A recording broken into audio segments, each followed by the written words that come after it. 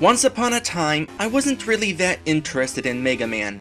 Years later, I would do a Let's Play of the first Game Boy incarnation of Mega Man.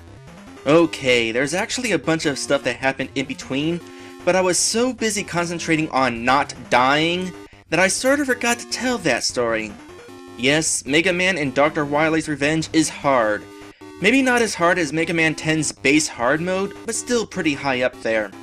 That said, the difficulty is still fairly fair. There are a few moments where you will probably die simply because you didn't know what was coming, and there's a few stupid jumps in the game. But once you get enough practice, you can probably beat each stage in the game with most of your lives intact. Things change once you hit the Robot Masters though. These guys do not joke around. They hit hard and their attack patterns are difficult to figure out, and some of them would like nothing more than to body slam into you, which makes avoiding damage quite difficult. In fact, it's nearly impossible! So your main strategy is to cause damage to them faster than they cause damage to you. That's not very easy when you start the game, as you only have your one weapon. But what makes the Mega Man game special is that you acquire the Robot Master's powers upon defeating them, and those powers are extra useful against certain other Robot Masters. It's just a matter of figuring out which Robot Masters have which weaknesses. And while I found myself rather frustrated fighting the Robot Masters, I gotta admit, part of it was I just didn't have the proper strategy. First off, Cutman was not the best first choice.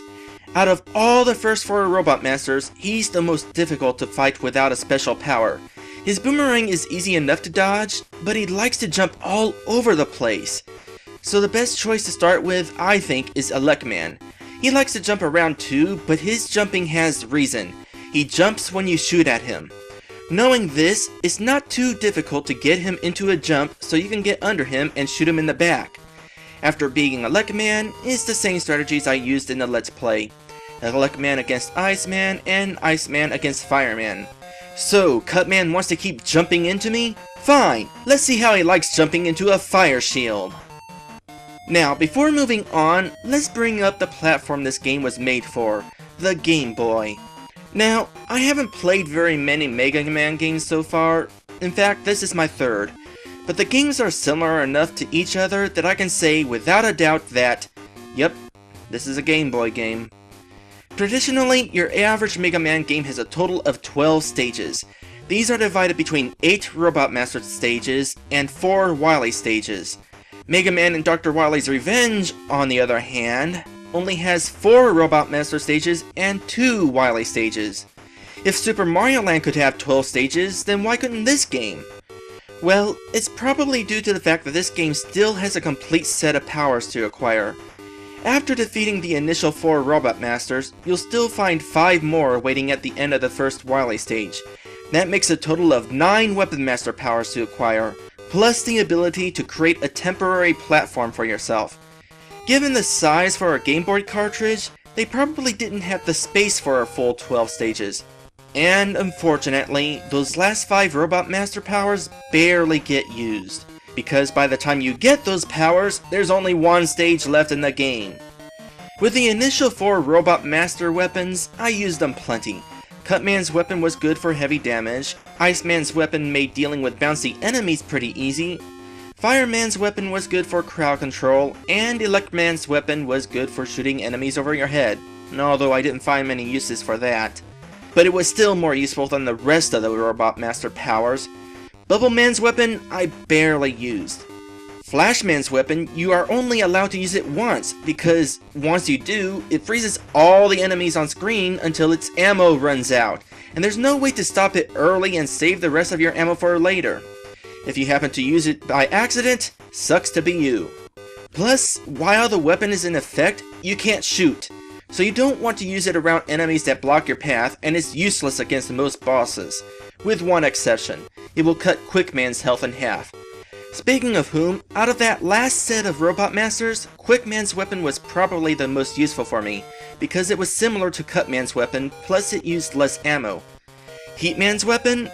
Okay, first off, was it really necessary to have 2 fire-based Robot Masters in the same game?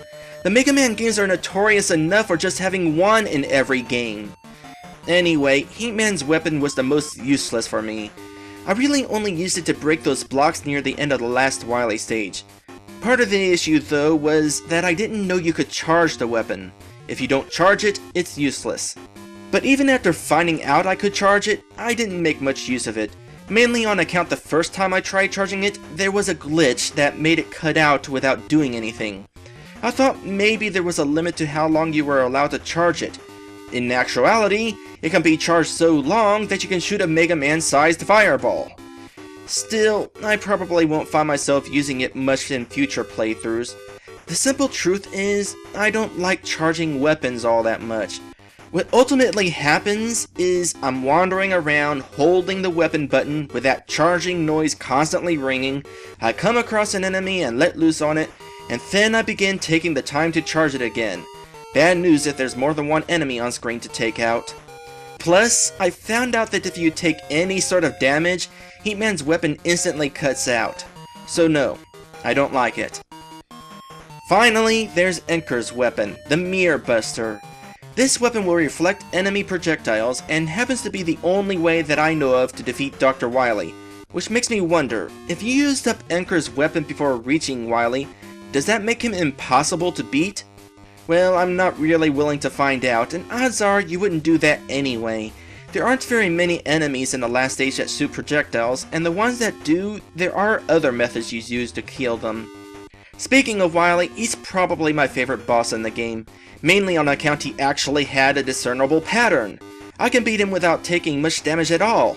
And while having an easy final boss is usually a bad thing, in this case, I think it was a breath of fresh air, considering how the Robot Masters all acted like they were on a sugar rush.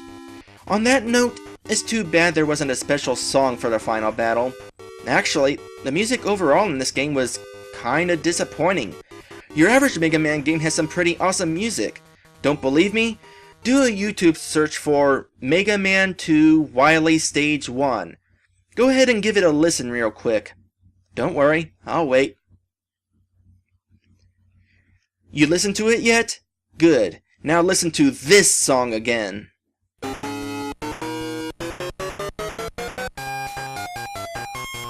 On second thought, never mind. It grates on the ears too much. I know I've already complained about some of the music in this game being bad, but can you blame me? Believe it or not, the Game Boy really is a capable sound machine. Take for example the song that plays on the title screen. It's probably the best song in the game. It really gets you in the mood to start the game and shoot some robots. But then we have the music that plays in the 4 Robot Master stages. Those songs are remakes of songs from the original Mega Man game. They should have sounded awesome. What happened? It all comes back to this being a Game Boy game. Handheld gaming has generally been considered inferior to console gaming, and this game does nothing to help fight those assumptions. Yes, I consider Mega Man and Dr. Wily's Revenge to be inferior to the console Mega Man games.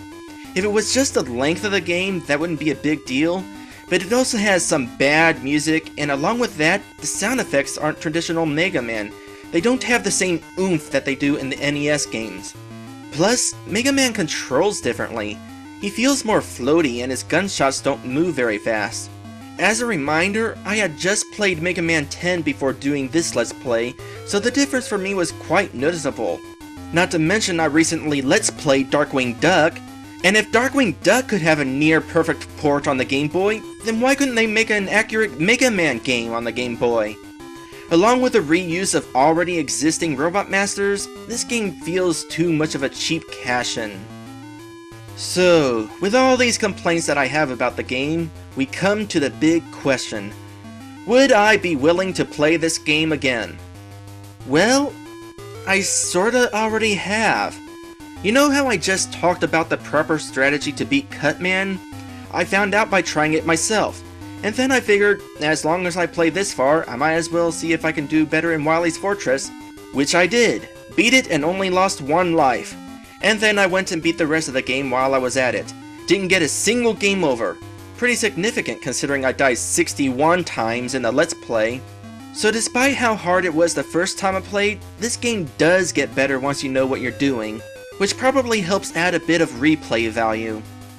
That said, I still recommend one of the console Mega Man games over this one. If you're looking for a good handheld Mega Man game, this is not it. I mean, it's not bad, but it's not that good either. If you really want to play a handheld Mega Man game, then wait and see what happens next year when I Let's Play the Game Boy version of Mega Man 2.